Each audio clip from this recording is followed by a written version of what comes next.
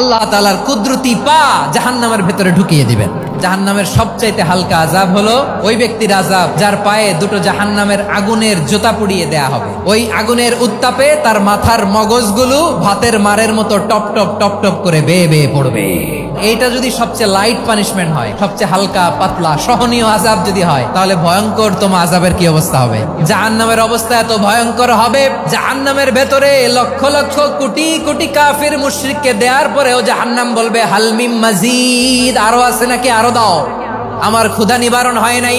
জাহান্নামে তো উত্তপ্ত হবে, জ্বলন্ত হবে, ভয়ঙ্কর হবে। জাহান্নামের এক অংশ আরেক অংশকে খেয়ে ফেলবে। আল্লাহু আকবার।